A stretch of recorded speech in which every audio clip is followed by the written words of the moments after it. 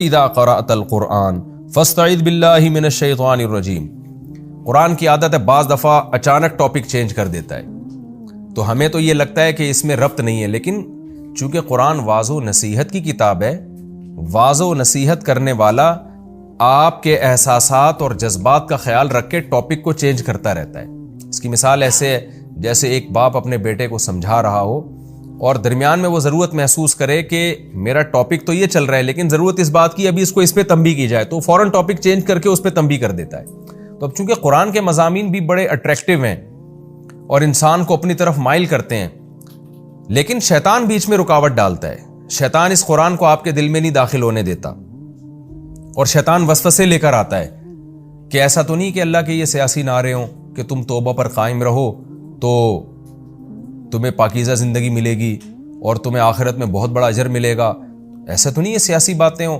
ابھی مزے کی جو زندگی، عیاشی والی زندگی جو گناہگار لوگ گزار رہے ہیں، پتہ چلا مجھ سے بھی محروم ہو گئے اور دنیا بھی مصیبت اور آخرت نہ نکلی تو کیا ہوگا ہمارا؟ تو یہ وسوسے شیطان کے آتے ہیں۔ اس لیے قرآن کہتا ہے فَإِذَا قَرَأْتَ الْقُرْآنَ، اے مخاطب جب تو قرآن کی قرات کیا کر، فَاسْتَعِذْ بِاللَّهِ، تو اللہ کے ذریعے پناہ مانگا کر، مِنَ الشَّيْطَانِ الرَّجِيمِ، شیطان مردود سے۔ یہ پناہ دل سے مانگنا واجب ہے، زبان سے مانگنا مستحب ہے۔ یعنی دل سے مانگنے کا مطلب کیا کہ جب آپ تلاوت کریں یا کوئی بھی اچھا عمل کریں تو ایک اللہ پر اعتماد اور توکل ہونا چاہیے۔ وہ توکل کیا ہے کہ اللہ میں تیری پناہ میں آ رہا ہوں، تو مجھے بچائے گا تو میں شیطان کے شر سے بچوں گا، تو نہیں بچائے گا تو نہیں بچوں گا۔ تو استعاذہ دل سے، فاستعیذ باللہ، اللہ کی پناہ میں آؤ، یعنی اللہ سے پناہ طلب کرو۔ تو یہ دل سے پناہ ہر اچھے کام میں، صرف قرآن میں نہیں، ہر اچھے کام میں اللہ تعالیٰ کی پناہ میں آنے کی کوشش کرنا اور شیطان کے شر سے بچنے کی کوشش کرنا، یہ دل سے تو واجب ہے اور زبان سے اس کا اظہار کرنا یہ مستحب ہے۔ تبھی تقریباً امت کا اجماع ہے کہ قرآن مجید کی تلاوت سے پہلے جب آپ تلاوت شروع کریں تو اعوذ باللہ من الشیطان الرجیم پڑھنا یہ مستحب عمل ہے، بہتر عمل ہے، سنت عمل ہے، تاکہ زبان سے بھی ہم اللہ کی پناہ میں آ جائیں دعا مانگ کے۔ ورنہ اس کا مطلب، اصل جو آیت ہے وہ اس کا مطلب ہے کہ اللہ کی پناہ میں آپ آؤ، اور اللہ کی پناہ میں کیسے آئیں گے؟ اللہ پہ اعتماد کر کے، اللہ پہ توکل کر کے، اور اس کا ایک ذریعہ اللہ سے دعا مانگنا بھی ہے۔ تو دعا مانگ کے بھی ہم اللہ کی پناہ میں آ سکتے ہیں، اور دعا کیسے؟ اعوذ باللہ من الشیطان الرجیم۔ تو قرآن کی تلاوت سے پہلے بسم اللہ پڑھنا بھی سنت ہے اور اعوذ باللہ پڑھنا بھی سنت ہے۔ اور اس میں شرعی مسئلہ یہ ہے کہ جب آپ بالکل قرآن مجید کی تلاوت کی ابتدا کر رہے ہیں، یعنی آپ کہیں کام سے فارغ ہو کر بیٹھے اب قرآن پڑھ رہے ہیں، تو اعوذ باللہ بھی پڑھیں، بسم اللہ بھی پڑھیں۔ لیکن اگر آپ قرآن کی تلاوت شروع کر چکے ہیں تو پھر بیچ میں جب کوئی نئی صورت آتی ہے نا تو پھر صرف بسم اللہ پڑھیں گے، اعوذ باللہ نہیں پڑھی جائے گی۔ اسی وجہ سے مسئلہ بیان کیا جاتا ہے کہ جب آپ نماز شروع کرتے ہیں نا تو تکبیر تحریمہ کہہ کے آپ ثنا پڑھتے ہیں، ثنا کے بعد پھر کیونکہ اب بالکل تلاوت کی ابتدا ہو رہی ہے تو یہاں اعوذ باللہ من الشیطان الرجیم، بسم اللہ الرحمن الرحیم، پھر سورہ فاتحہ شروع کریں۔ آپ اگلی رکعت میں صرف بسم اللہ پڑھ کے سورہ فاتحہ شروع کریں، وجہ اس کی ہے کہ پہلی رکعت میں قرآن کی ابتدا آپ کر چکے ہیں۔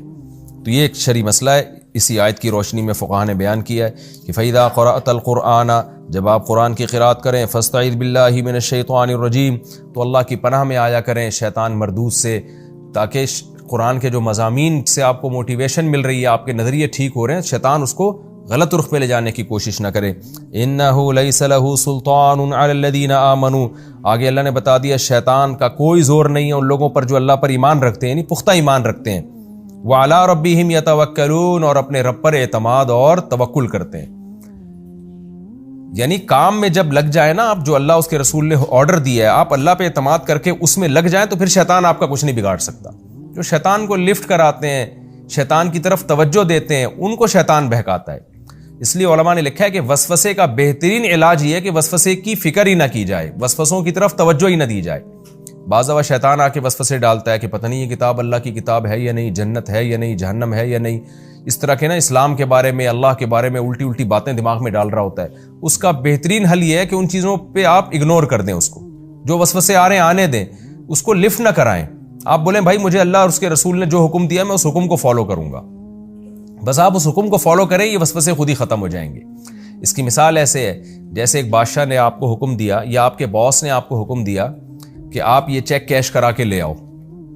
اب آپ کہہ رہے ہو پتہ نہیں یہ باس نے مجھے حکم دیا ہے کہ نہیں دیا، ایسا تو نہیں میں خواب دیکھ رہا تھا اور باس نے خواب میں آ کے مجھے بتایا ہو، جاگتی حالت نہ ہو، ایسا تو نہیں باس نے جو چیک کیش کرانے کا حکم دیا ہو تو وہ بولا کچھ اور ہو، سمجھا میں کچھ اور ہوں، کچھ اور سمجھ رہا ہوں، ایسے وسوسے آئیں آپ کو ٹینشن دیں اور آپ بیٹھ کے سوچنا شروع کر دو تو پاگل ہو جاؤ گے۔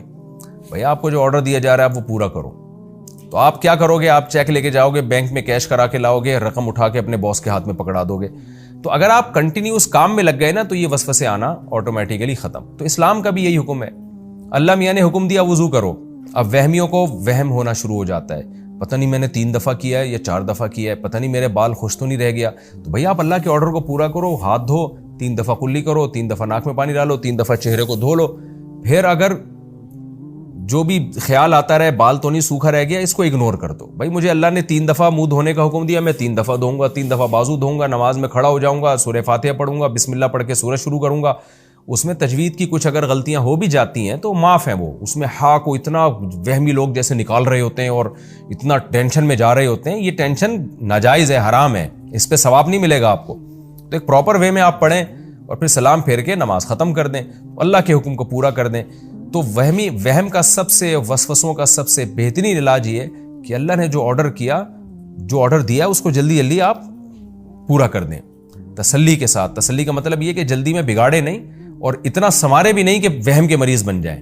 جو آرڈر دیا اس کو پورا کرتے چلے جائیں اور شیطان کی طرف دھیان نہ دیں آپ۔ تو یہ جو الٹے سیدھے وسوسے جنت کے بارے میں، اللہ کے بارے میں، رسول کے بارے میں آتے ہیں، یہ خود بخود غائب ہو جائیں گے۔ تو اللہ فرماتے ہیں انہ لیس لہ سلطان علی الذین آمنوا وعلی ربہم یتوکلون، جو اپنے رب پہ توکل کرتے ہیں شیطان کو ان پہ زور نہیں چلتا۔ توکل میں یہ بھی ہے کہ شیطان گناہ کرواتا ہے نا، جب آپ اللہ پہ اعتماد کرتے ہیں کہ بھئی رزق اللہ کے ہاتھ میں، خواہشات پوری کرنا اللہ کے ہاتھ میں، تو بھی شیطان کا زور نہیں چلتا۔ انما سلطانہ علی الذین یتولونہ، شیطان کا زور صرف ان لوگوں پہ چلتا ہے جو شیطان کو اپنا دوست بناتے ہیں۔ دوست کا کیا مطلب ہے؟ شیطان کی باتوں پہ دھیان دیتے ہیں، غور، چاہے وہ وسوسے کے درجے میں شیطان دل میں بات ڈالے یا واقعی کوئی برائی مزین کر دے، تو اس کی باتوں کو غور سے سنتے ہیں، توجہ دیتے ہیں، تو پھر شیطان کا ان پہ بس چلتا ہے۔ تو آپ شیطان کی باتوں پہ غور ہی نہ کریں، اللہ رسول نے جیسے جیسے کہہ دیا کرتے چلے جائیں۔ اللہ اس کے رسول نے حکم دیا اس برائی سے بچو۔ اب دیکھو نشے سے بچنے کا حکم دیا نا، لیکن شیطان نشے والے کے دل میں کیا وسوسہ ڈالتا ہے؟ بھائی ایک دفعہ پی لینے میں کیا جا رہا ہے، ایک دفعہ ریلیکس ہونے میں کیا جا رہا ہے، بعد میں توبہ کر لینا، اس طرح کی چیزیں۔ تو جو ان باتوں پہ دھیان دے گا وہ وسوسے میں آ جائے گا، وہ برائی میں آ جائے گا۔ جو کہے گا بھائی مجھے اللہ نے حرام کیا ہے نا گناہ، تو بس حرام کر دیا، میں نہیں جاؤں گا اس کے قریب، وہ بچ جائے گا ایسی چیزوں سے۔ تو اللہ نے اسی کا فرمایا کہ جو شیطان کو دوست بناتے ہیں، یعنی اس کو فالو کرتے ہیں، اس کی بات کو سنتے ہیں، تو شیطان کا زور انہی پہ چلتا ہے۔ والذین هم به مشرکون، اسی طرح جو اللہ کے ساتھ شریک کرتے ہیں نا، توحید میں کامل نہیں ہوتے، ان پہ بھی شیطان کا زور چلتا ہے۔ السلام علیکم ورحمۃ اللہ وبرکاتہ۔ بزرگان دین کے اچھے بیان سننے کے لیے ہمارے KFA اسلامک چینل کو سبسکرائب کر دیجیے، شکریہ۔